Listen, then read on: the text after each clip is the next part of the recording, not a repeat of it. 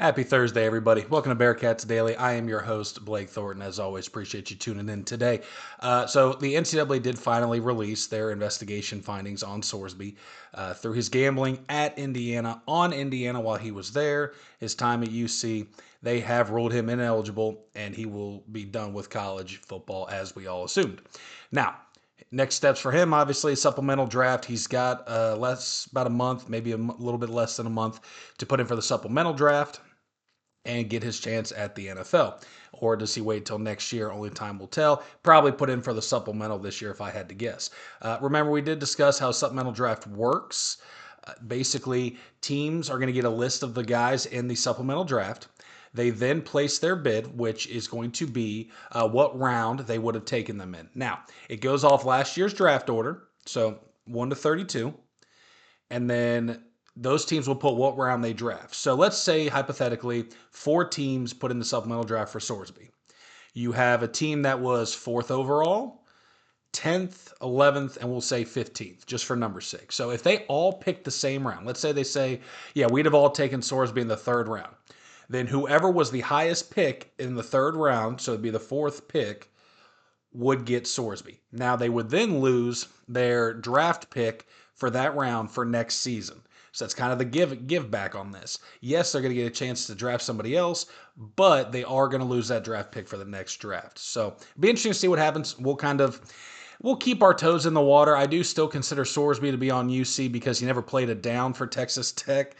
So that's just where we're going to be on that. But we'll keep you all in the loop if anything else updates it with the supplemental draft or what he decides moving forward. But it is summertime, and that means baseball. It's baseball, baseball, baseball.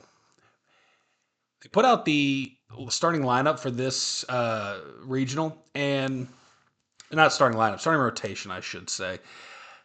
Right now, Nathan Taylor, our ace, is going game 1. Logan Knight, our just massively tall senior, coming in pitching game 2, and then a freshman, Connor Blue, coming in to pitch game 3.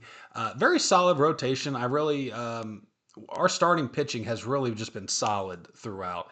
So I don't really think we can go wrong here in terms of who's starting what game. But where I'm kind of, I don't know, this is where I'm experimenting. So this is going to be a take, but just hear me out. As a former pitcher myself, we know that Louisiana, through the scouting report, does not have strong offensive bats. They're not a power team, right? They're going to do small ball, they're going to bunt, they're going to steal, try to get a couple runs and win with the glove and pitching on their side. Now, that to me, I don't think you need to start Nate Taylor game 1. I really don't. Here's why. Nate Taylor's our ace. He's a strikeout leader for the school. Solid starts, goes deep into ball games. Granted, his last time out against Arizona State in the Big 12 tournament, the 4 errors that went on in those first 3 innings, that runs up a pitch count and really can take a pitcher out of his game. So I'm going to leave that as an outlier just because of how it all went, and we'll kind of ignore that for now. But with that being said, why not start Logan Knight in game 1 against the Cajuns? Here's my thought process. You don't need an ace to beat a small ball team. You don't. Logan's got a 4.98 ERA. He's got a 4-4 record. He pitched 65 innings this year, 60 strikeouts, 62 62 flyouts, and 67 groundouts. Now, this is a stat that maybe not a lot of people would pay attention to, but I'm looking at it from a perspective of how is this guy getting outs, right?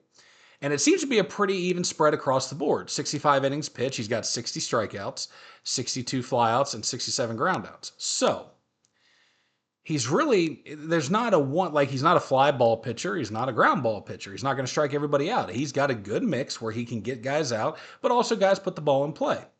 Now, we talk about his ERA being a 4.98. That you're like, Blake, that's high. Yes, it is a high ERA. College, I mean, look, it's not the highest for college, but he had 2 games that he pitched in this year. One of them was against Utah, which was a 20-10 UC win. And I'm not talking football here. We're still talking baseball. 20 runs for UC and 10 for Utah. Logan had a 40.5 ERA against Utah. 40.5. It's not good. No, not at all. And it ran up his ERA. He also had a 15.0 ERA versus Oklahoma State. So out of all the games he's pitched, that's kind of why his ERA is so high. And I know you're going to be like, well, okay, but those were big games. So can he not pitch? Why do you want him to start game one? Well, he shut out Houston this year in his start. Didn't give up a run, just dominated Houston. He had a 2.7 ERA versus West Virginia. That earned him a win. I'm pretty sure they won that game 3-2. He can get the job done, and I would rather save Nate Taylor to pitch against Mississippi State, who we will probably play in game 2 if we win. And I'd rather have the senior ace, all the confidence, especially at Mississippi State. It's a tough place to play in college baseball. One of the hardest places to play on the road is Mississippi State. That is where our draw really kind of bit us in the tail. So I would rather have our ace go up against Mississippi State, the number one team in this regional, and then obviously we get a win, we go 2-0. We got to win one game to get out of the regional. And that's where I think you then throw in Connor Blue, who is a freshman. And I know you're thinking you really want to throw a freshman in there in a win to advance scenario. Yes, because if you win those first 2 games, you do not have to win but one more. You get a best of 2 essentially. You got to win one game as the winning team, obviously. If you're coming in from the losers bracket, you got to win both. So you have to win 1 out of 2 games if you go 2-0. So you go Logan Knight in game 1, who should be able to handle a rather lackluster power lineup for Louisiana. You grind out a win there. You come in to play Mississippi State with your ace on the mound, who can hopefully throw a gem. We can score a couple runs, hold Mississippi State down, and pull off a big upset and get to that final game of the regional where we can actually take a moment to breathe because they're going to have to play another game in the losers bracket before we play our next game.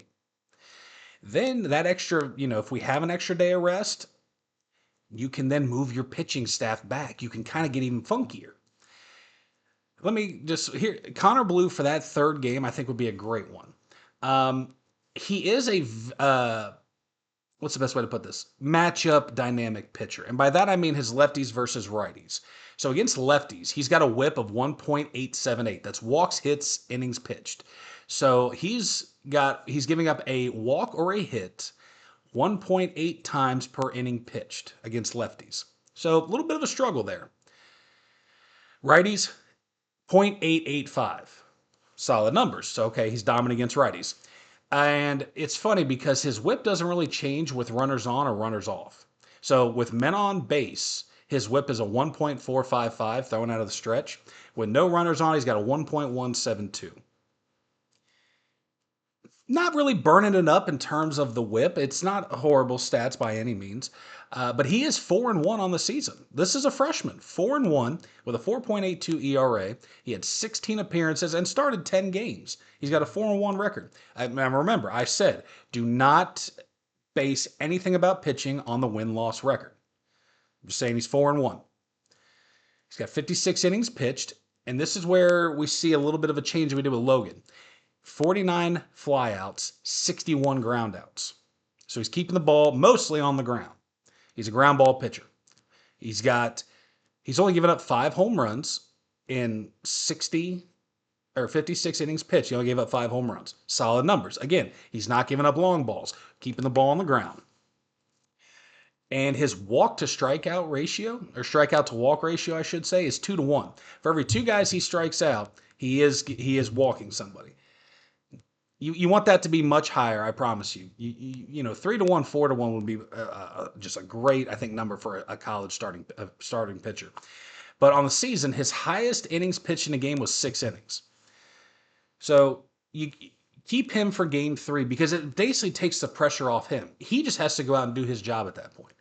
He has to pitch his game in game 3, let the offense and the gloves take care of the rest, and they move on and win. And let's say for whatever reason, they aren't able to win you lose game 3. You got to win a sudden death. Well, you can go bullpen for that 4th game, or you pitch Nate Taylor. if you have to. I would like to see that extra, not having to play that extra game to keep our pitching fresh, because in tournaments, one of the biggest things is pitching, especially over a weekend. If it's a consecutive game situation, you definitely want to keep pitchers as fresh as possible. Fresh arms will win you tournaments. They will win you games, especially this late into the season. So you got to look at, we're probably playing, we know we're playing Louisiana game one. Game two, we're probably playing Mississippi State. Probably. I don't think Lipscomb can beat them. Who's to say miracles don't happen, though? Now, once we play Mississippi State, yeah, it'd be great to win, and then I think we'll just play Mississippi State one more time. But let's just say hypothetically, we just don't get it done. Well, that loss then moves us to play the winner of Louisiana and Lipscomb in the losers bracket. Looking at it, I think that's a bit of more of a coin toss personally, but we'll give the edge to Louisiana. They're a strong ball team. Don't get me wrong; they're a good club. And so we'll probably play them again. Then you got to beat Mississippi State twice. So it gets much harder if you just don't win 3 out. So I'm thinking, like I said, let's change the rotation. Throw Logan Knight game one. Throw him game one against a smaller lineup. Get us a win and move on. That's what I want. Start Knight game one, Taylor game two, and then Connor Blue gets a less stressful game three as a freshman. First time in the College World Series and a regional. Get him experience and keep him safe that way. But I want you guys to put your thoughts on that in the comments. Let me know what you think about moving the lineup around. Am I nuts? Am I wrong? Do you think I'm crazy? Do you agree? Whatever it may be, I want to hear your thoughts. And please put those in the comments for me, because I would love to see what y'all's thought is on changing up our lineup just for the sake of the matchups more than anything. Not having to burn our ace against a lesser lineup, So we'll see what happens. As much as I want it to change, do I think it will? No. Do I think it should? Yes. And if I'm managing that ball club, I'm talking to my coaching staff and saying, listen, guys, our bats are strong. Our gloves are typically good. I'm throwing the Big 12 game out of this. I'm burning the film, whatever. We've got a whole season showing who our Bearcats are. I want to get that game one done as simply as possible without burning too much. Then I want to take on Mississippi State and shock the world. It's possible. We're going to do it. I'm excited for it. Friday can't get here soon enough. But let's go ahead and finish off our show, as always, with a viewer question. Today's question comes from Camel King. Don't know if that's, that camels or the actual animals who's just spitting are disgusting. But he wants to know, he or she, excuse me, I shouldn't guess, but King kind of gives me a hint. He says that in the UC style of basketball, they've been known to have tough, gritty defense, but not a lot of scoring. Are they able to compete in the Big 12 with a defensive-focused mindset, or do they need to find scorers? All right, Camel. So, personally, I grew up watching Bob Huggins on the back end, from what I can remember, and then I got to experience Mick Cronin's era, basically front row. I was very blessed to have a bunch of guys on the team that I became close to, and I got to see the prime Big East, what I think was the deepest conference in college basketball history in the Big East. UConn, Syracuse, UC, DePaul, Xavier was big, Louisville was big at that time. It was such Seton Hall even was in that. It was just a strong team. Georgetown was a national championship contender every year. It was a wild time in the Big East, and Cronin always recruited defensive guys first. They charted deflections every single game. They were very, very hard taught on deflections, getting in passing lanes, and things like that. And you kind of noticed over the years as you watch games, UC was very good if they kept teams under like 65 points. Now you're saying, well, most college teams would do well. Yes, I know. But UC's identity was keep guys under 70 to 65 points, and they would win most games like 72, 73. But as we've seen over the recent times, teams are scoring like 80 plus points and winning games. And you think, well, good defense might shut it down. Yes, but you still got to be able to score. So I do think UC needs to have a bit of a shift to some offensive, more focused guys. But they still got to be able to play defense, guys. It's a two-way game for a reason. Yeah, we can go strong on defense, but we still need scores, and you still got to be able to guard. This isn't the European League where it's all offense. This isn't the NBA where you can stand there and fall down as a guy runs by you, hoping you get a foul because they're soft. College basketball is the best form of basketball that I think there is that we can watch. I tell my players, do not watch NBA, watch college. These guys are trying every single time up and down the court because their scholarships and now money depend on it. NBA, they don't care. Can't stand NBA. So for the UC basketball program under Calhoun, I do expect us to move towards some higher scoring offenses, but I don't think the defense should have to suffer. I think the nitty gritty tight D that UC has been a staple for our Bearcats needs to remain. Does that make it harder to recruit? Yeah, you got to find two-way players. But I promise you, your success will be so much better if we can keep that style of defense while adding a little firepower on the offense. And Calhoun is doing that through the transfer portal, especially for this year. But boy, his recruiting class coming up for 27 is stacked. And I can't wait to see what more recruits that they get signed after they just got Mercer in the building, who we are working on getting an interview with. So if you guys would like to see or hear from Cam Mercer and get a chance to kind of get to know him on the show, I can work on that and get us in there. We do have some other guys from football who we're going to try to have on, get some guys talking, see what's going on behind the scenes, hear the thoughts of guys actually down there. So it'll be exciting to do. I hope we can pull this off. Would love to hear y'all's thoughts on getting some interviews on the show. A lot of comments needed, a lot of thoughts. Would love to hear back from everybody. If you haven't already, please hit that like and subscribe button. Help get us out to more people, and hopefully we can grow this and have quite the community when it comes for our Cincinnati Bearcats. So obviously, Thursday, only one more day, one more show until the weekend. It'll be Wear Red Friday as always. Remember, everyone deployed. So hopefully, that is being passed down, the traditions moving along. Fan Arch, thank you again for making this possible. And until next time, y'all, I am Blake Thornton. This is Bearcats Daily. Appreciate you tuning in.